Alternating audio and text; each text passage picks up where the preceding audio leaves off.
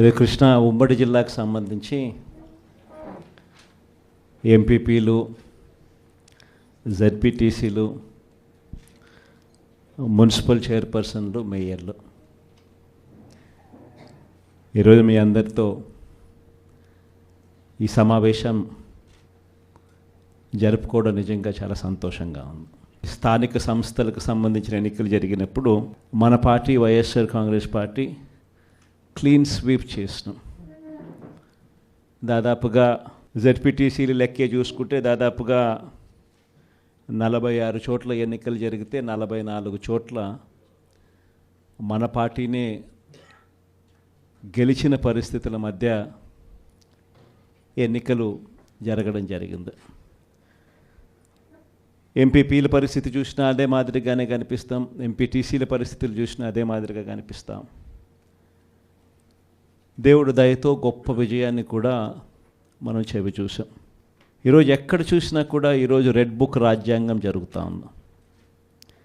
ఎక్కడ చూసినా కూడా ప్రజలకు మంచి చేశాం కాబట్టి ప్రజల దగ్గరికి వెళ్ళి మాకు ఓటు వేయండి అని అడిగే పరిస్థితి ఎక్కడా కూడా తెలుగుదేశం పార్టీకి లేదు. ఈరోజు ఎక్కడ చూసినా కూడా వ్యవస్థలన్నీ కూడా కుప్పకూలిపోయిన పరిస్థితులు కనిపిస్తూ ఉన్నాయి. మన ప్రభుత్వం చంద్రబాబు నాయుడు గారి ప్రభుత్వానికి మధ్య కంపారిజన్ ప్రతి ఇంట్లో కూడా వెంటనే ఇప్పటికే చర్చ మొదలైంది. మన ప్రభుత్వ హయాంలో ఎలా ఉండేది, ఈరోజు చంద్రబాబు నాయుడు గవర్నమెంట్ వచ్చిన తర్వాత ఈ 6 నెలల కాలంలో ప్రభుత్వం ఎలా పనిచేస్తూ ఉంది అన్నది ప్రతి ఇంట్లో కూడా ఇప్పటికే చర్చ మొదలైంది.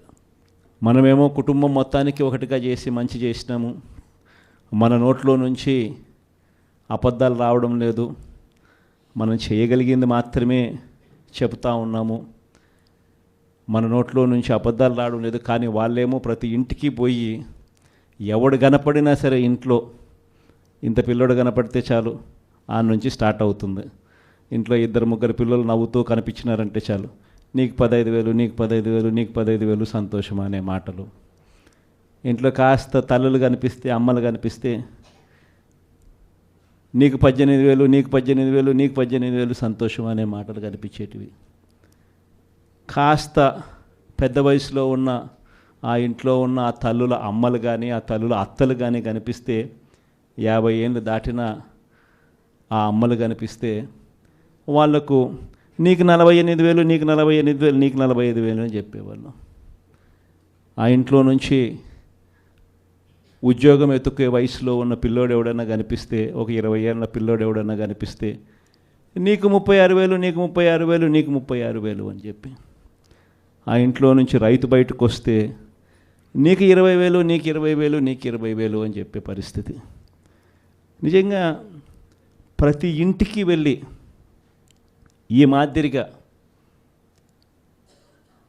ప్రతి ఇంట్లో ఉన్న ప్రతి ఒక్కరిని చూసి ఏ ఒక్కరూ మిస్ కాకుండా ఇవన్నీ జరగబోతున్నాయి చంద్రబాబు నాయుడు ముఖ్యమంత్రి అయిన వెంటనే అని చెప్పి ప్రలోభాలు పెట్టిన నేపథ్యం ప్రస్ఫుటంగా కనిపిస్తూ ఉన్న పరిస్థితిలో కూడా నా దగ్గరికి వచ్చి చాలామంది కూడా చెప్పినారు, అన్న తెలుగుదేశం పార్టీ వాళ్ళు ఈ మాదిరిగా క్యాంపెయిన్ చేస్తూ ఉన్నారు, ఈ మాదిరిగా ప్రతి ఇంట్లో ఉన్న ప్రతి ఒక్కరిని కూడా చెడగొట్టే కార్యక్రమం చేస్తున్నారు, సాధ్యం కాని హామీలు అని చెప్పి సాధ్యం కావని తెలిసినా కూడా ఇస్తూ ఉన్నారు, మనం గమ్ముగా ఉంటే ఎలా అన్నా అని చెప్పి నా దగ్గరికి వచ్చి కూడా అడిగారు.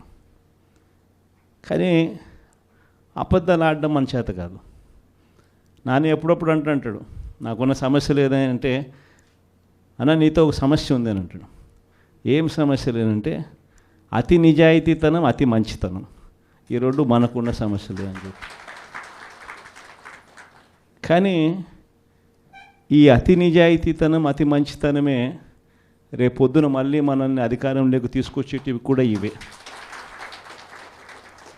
ఎందుకనంటే జగన్ ఇవన్నీ చేయగలిగాడు కదా, చంద్రబాబు నాయుడు దీనికన్నా ఓ 2-3 ఇంతలు ఎక్కువ చెప్తున్నాడు అంతే కదా, అందులో చంద్రబాబు నాయుడు మోడీతో కలిసి వస్తున్నాడు కదా, ఏమో చేయగలుగుతాడేమోలే అన్న ఒక చిన్న ఆశకు తావు బహుశా మన పాలనలో మనం ఇంత బటన్లు చక్కగా నొక్కాం కాబట్టి బహుశా ఆ ఆశ కూడా ప్రజలకు కలిగింది. 6 నెలలు తిరక్క మునిపి ఈరోజు పరిస్థితి ఏమిటి అని అంటే, ప్రతి ఇంట్లో చర్చ ఏమిటి అని అంటే, జగన్ కనీసం పలావన్నా పెట్టేవాడు, చంద్రబాబు నాయుడు బిర్యానీ పెడతానన్నాడు. ఇప్పుడు తీరా చూస్తే పలావు పోయింది, బిర్యానీ కూడా పోయింది, పూర్తిగా ఏమీ లేకుండా పోయింది అనే పరిస్థితి ఈరోజు ప్రతి ఇంట్లో కూడా చర్చనీయాంశమే జరిగింది. ఒకవైపున చర్చ పథకాల మీద ఈ మాదిరిగా చర్చ అనేది ఒకవైపున ఉంటే, మరోవైపున సిస్టమేటిక్గా ప్రతి వ్యవస్థ కూడా కొలాప్స్ అవుతూ ఉంది. ఈరోజు ఫీజుల కోసం పిల్లలు కాలేజీలకు వెళ్ళలేని పరిస్థితిలో ఉన్నారు. డిసెంబర్ వచ్చేసరికి మామూలుగా జనవరి నుంచి ఫీజులు పెండింగ్. మన హయాంలో ప్రతి క్వార్టర్, ప్రతి 3 నెలలు అయిపోయిన వెంటనే, ప్రతి త్రైమాసికం అయిపోయిన వెంటనే ఒక నెల ఇన్స్పెక్షన్కు తావిచ్చి మరుసటి నెల ఇచ్చే పరిస్థితి. ఈరోజు జనవరి, ఫిబ్రవరి, మార్చికి సంబంధించిన ఫీజులు ఏప్రిల్లో వెరిఫికేషన్ చేసి మేలో ఇచ్చే పరిస్థితి మన హయాంలో. కానీ ఈరోజు చూస్తే జనవరి, ఫిబ్రవరి, March quarter, April, May, June quarter, July, August, September quarter, ఇప్పుడు ఇక అక్టోబర్, నవంబర్, డిసెంబర్. ఈ జనవరికి వస్తే 4 క్వార్టర్స్ అంటే సంవత్సరం ఫీజులు పిల్లలకు ఇవ్వని పరిస్థితి కనిపిస్తుంది. ఒక్క ఫీజు రీయింబర్స్మెంట్ బకాయిలే 2,800 కోట్ల రూపాయలు. ఇక దీనికి వసతి దీవెన కలుపుకుంటే మన హయాంలో ప్రతి ఏప్రిల్లోనూ ఇచ్చేవాళ్ళం, అది మరో 1,100 కోట్ల రూపాయలు. ఉట్టి ఫీజులకు సంబంధించిన బకాయిలే. నేను స్కీముల గురించి మాట్లాడడంలా, వ్యవస్థను నడిపించే ఈ కార్యక్రమాలను కూడా పూర్తిగా కొలాప్స్ అవుతూ ఉన్న పరిస్థితి. దాదాపుగా 3,900 కోట్లు కేవలం పిల్లల చదువులకు సంబంధించిన బకాయిలు. ఆరోగ్యశ్రీకి సంబంధించిన బకాయిలు 2,200 కోట్ల రూపాయలు మార్చి నుంచి ఆరోగ్యశ్రీ నెట్వర్క్ హాస్పిటల్కి కూడా డబ్బులు ఇవ్వని పరిస్థితి. ఈరోజు పేదవాడు ఎవడు కూడా హాస్పిటల్ గడప ఎక్కాలంటే డాక్టర్లు వైద్యం ఉచితంగా అందిస్తారు అన్న నమ్మకం ప్రజల్లో సన్నగిల్లిన పరిస్థితి. దాదాపుగా మన హయాంలో నెలకు మామూలుగా 300 కోట్ల రూపాయలు ఆరోగ్యశ్రీ బిల్సు. మార్చి నుంచి ఇప్పటిదాకా ఒక్క బిల్లు ఇవ్వాల. దాదాపుగా 2,200 కోట్ల పైచిలకు బకాయిలు. ఆరోగ్య ఆసరా గురించి ఇంక నేను చెప్పాల్సిన పనిలే. అసలు ఆరోగ్య ఆసరా ఉందా, ఎక్కడుంది అని అనుకునే పరిస్థితిలోకి ఈరోజు ప్రజలు వచ్చినారు. 104, 108 ఫోన్ నెంబర్ కొట్టినా కూడా అంబులెన్స్ వస్తుందన్న నమ్మకం లేదు. వాళ్లకు బకాయిలే, వాళ్ళు స్ట్రైకులు, ధర్నాలే. ఇలా సిస్టమేటిక్గా చదువులైతేనేమి, వైద్యం అయితేనేమి, ధాన్యం కొనుగోలు, చివరికి ధాన్యం కొనుగోలు పరిస్థితి కూడా ఎలా ఉంది అంటే, దళారీలు కొనేదాకా ప్రభుత్వం అడుగు ముందుకు వేయడానికి సిద్ధంగా లేదు. ఈరోజు ధాన్యం కొనుగోలుకు ఎంఎస్పి 1,720 రూపాయలు అయితే, ఈరోజు రైతులు 300 రూపాయలు తక్కువ రేటుకు ఇదే మీ కృష్ణా జిల్లాలోనే అమ్ముకునే పరిస్థితిలో ఈరోజు రైతులు ఉన్నారు. ప్రభుత్వం కొనాల్సిన సమయంలో కొంటే ఆర్బీకేల ద్వారా దళారీ వ్యవస్థ తీసేసి ఈ క్రాప్ చేసి పారదర్శకంగా మనం కొనుగోలు చేసినట్టుగా కొనుగోలు చేస్తే రైతులకు గిట్టుబాటు ధర వచ్చే పరిస్థితి నుంచి ఈరోజు గిట్టుబాటు ధర రాని పరిస్థితిలోకి మళ్ళీ రైతు వెళ్ళిపోయాడు. ఇలా ప్రతి వ్యవస్థ పూర్తిగా దిగజారిపోయిన పరిస్థితులు కనిపిస్తూ ఉన్నాయి. మరోవైపున చూస్తే రెడ్ బుక్ రాజ్యాంగం, దొంగ కేసులు పెట్టడం, ప్రభుత్వాన్ని ఎవరైనా కూడా విమర్శిస్తూ పోస్టింగులు చేసినా లేదా ఫార్వర్డ్ చేసినా కూడా కేసులు పెట్టే అధ్వానమైన పరిస్థితులకి ఈరోజు చూస్తూ ఉన్నాం. ఇవన్నీ కూడా జరుగుతూ ఉన్నాయి. కానీ తప్పెక్కడ చేస్తూ ఉన్నాడు చంద్రబాబు నాయుడు అని అంటే, ఒకవైపున మంచి చేయకపోగా మరోవైపు ప్రశ్నించే గొంతును అణిచివేయాలని చెప్పి విశ్వరూపాన్ని చూపించడం చంద్రబాబు చేస్తూ ఉన్న తప్పు.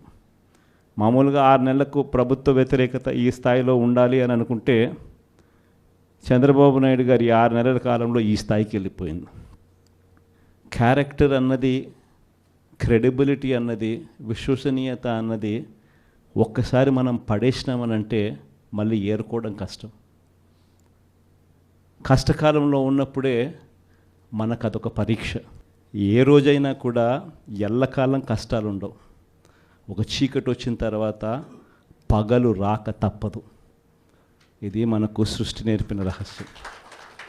కాబట్టి ఖచ్చితంగా ఇది గుర్తుపెట్టుకోండి. కష్టాల్లో ఉన్నప్పుడు మనం గట్టిగా పోరాటం చేయగలిగితే మనం మళ్ళీ తిరిగి నిలబడగలుగుతాం అన్నది మాత్రం ఖచ్చితంగా గుర్తుపెట్టుకోండి. ఈ సంక్రాంతి తర్వాత నేను కూడా ఇక జిల్లాల బాట పడతాను. ఇనిషియలీ ప్రతి బుధవారము గురువారము బహుశా జనవరి నెలాఖరు నుంచి మొదలు పెడతాను అనుకుంటున్నా. ప్రతి వారం బుధవారం గురువారం నేను కూడా జిల్లాల్లోనే పడుకుంటా. ప్రతి పార్లమెంటు ఒక యూనిట్ కింద తీసుకొని నేనే అక్కడికి వచ్చి నేనే బస చేస్తా. బుధవారం అంతా కార్యకర్తలతో 3 కాన్స్టిట్యున్సీసు, గురువారం అంతా మరో 4 కాన్స్టిట్యున్సీసు కార్యకర్తలతోనే మమేకమయ్యే కార్యక్రమాలు, పూర్తిగా కార్యకర్తలకి కేటాయింపు చేసే కార్యక్రమాలు చేస్తాం. సో అక్కడే ఉంటూ కార్యకర్తలతో మమేకమవుతూ కార్యకర్తలతో తోడుగా ఉండే కార్యక్రమం, కార్యకర్తలకు దగ్గరయ్యే కార్యక్రమం కూడా చేస్తాం.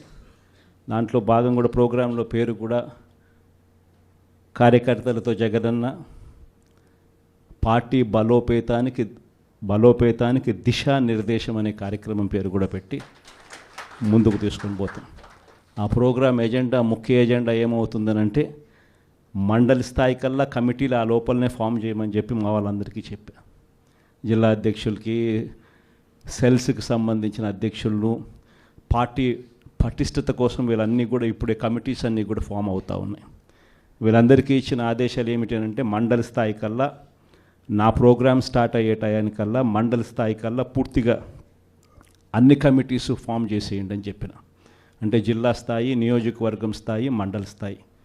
ఆ తర్వాత నా ప్రోగ్రామ్ స్టార్ట్ అయ్యేసరికి మండల స్థాయి నుంచి గ్రామ స్థాయికి పార్టీ వ్యవస్థను బలోపేతం చేసే దిశగా పుష్ చేద్దాము అని చెప్పి నా ప్రోగ్రాంలో పెట్టే కార్యక్రమం చేస్తూ ఉన్నాం. నెక్స్ట్ కార్యక్రమం ఎలా ఉండాలి అని అంటే బూత్ కమిటీస్ దగ్గర నుంచి గ్రామ కమిటీస్ దాకా నేను నా ప్రోగ్రాంలు స్టార్ట్ అవుతే పుష్ చేస్తాం. చివరికి ఏ స్థాయికి మన ప్రోగ్రాములన్నీ కూడా వెళ్ళిపోవాలని అంటే, మన పార్టీ ఏ స్థాయిలోకి ఆర్గనైజ్ స్ట్రక్చర్లోకి వెళ్ళిపోవాలి అని అంటే, రేపొద్దున ప్రతి కార్యకర్త గ్రామ స్థాయి నుంచి ఎమ్మెల్యే, ఎంపీ స్థాయి దాకా కూడా ప్రతి ఒక్కరికి ఒక ఫేస్బుక్ పేజ్ ఉండాలి, ఒక ఇన్స్టాగ్రామ్ పేజ్ ఉండాలి, ఒక వాట్సాప్ ఉండాలి, యూట్యూబ్లో కూడా పోస్టింగ్ చేసేవి ఉండాలి. ఎక్కడ ఏం జరిగినా కానీ టకాన్ తీయడం, పెట్టడం, ఏం చేయాల్సిన పనుల జరుగుతూ ఉన్న అన్యాయాన్ని తీయడం, పెట్టడం. ఏ లెవెల్ ఆఫ్ రెవల్యూషన్ జరుగుతుందనంటే ఒక సంవత్సరం, ఈ నుంచి ఒక సంవత్సరం పోయిన తర్వాత గ్రామంలో చంద్రబాబు నాయుడు గారిని, తెలుగుదేశం పార్టీని క్వశ్చన్ చేస్తూ ప్రతి ఇంట్లో నుంచి వాయిస్ రావాలి. అది మనం చేయాలి. మన కార్యకర్తలతో మనమంతా కలిసికట్టుగా చేయించాలి. ఏమైంది మా సూపర్ 6లు, ఏమైంది మా సూపర్ 7లు, ఏమైంది మాకు చెప్పిన మాటలు అన్న దగ్గర నుంచి ప్రశ్నల వర్షం మొదలవుతే, ఏమైంది మా స్కూలు, ఏమైంది మా హాస్పిటలు, ఏమైంది మా పంటల కొనుగోలు పరిస్థితి, ఏమైంది మా ఆర్బీకే కాడికి ప్రతి ప్రశ్న ప్రతి గ్రామం నుంచి కూడా లేయాలి. ఇవన్నీ కూడా రాబోయే రోజుల్లో అడుగులు వేగంగా వేస్తూ ముందుకు పడాలి. ఇది జరగాలి అని అంటే క్రియాశీలకంగా మండల స్థాయిలో ఆ పాత్ర, మున్సిపాలిటీ స్థాయిలోనూ, మండల స్థాయిలోనూ, మున్సిపాలిటీ వార్డ్ స్థాయిలోనూ మీరు చేయబోయేది చాలా చాలా క్రిటికల్ రోల్ అవుతుంది. లాస్ట్ టైం మనకు 151 ఎమ్మెల్యేలు మనకు వచ్చినాయి. ఈసారి 151 కాదు, తెలుగుదేశం పార్టీని ఈసారి సింగిల్ డిజిట్లకే కన్ఫైన్ చేసే పరిస్థితిలోకి తీసుకొని రావాలి. ఖచ్చితంగా దేవుడు మనతో ఈ పని చేయిస్తాడన్న నమ్మకం నాకుంది. ఎందుకంటే మంచి చేసిన మనకే ఈ పరిస్థితి ఉన్నప్పుడు ఏ మంచి చేయకుండా కేవలం అబద్ధాలు మోసాలు చెప్పినప్పుడు ఆ మోసం అన్నది, ఆ అబద్ధం అన్నది కోపం కింద మారక తప్పదు. ఆ కోపం రెట్టింపు అవుతుంది. ఆ కోపం ఒకవైపున రెట్టింపు అవుతుంది, ఒకవైపున మన మీద ప్రేమ అభిమానాలు అంతే స్థాయిలో రెట్టింపు అవుతాయి ఇటువైపున. కాబట్టి ఖచ్చితంగా ఆ రోజు కూడా ఖచ్చితంగా మనం అంతా కూడా ఖచ్చితంగా చూస్తామని కూడా ఖచ్చితంగా దేవుని మీద నమ్మకంతో నేను చెప్తా ఉన్నా. ఇవన్నీ మీతో పంచుకున్నందుకు చాలా సంతోషంగా ఉంది.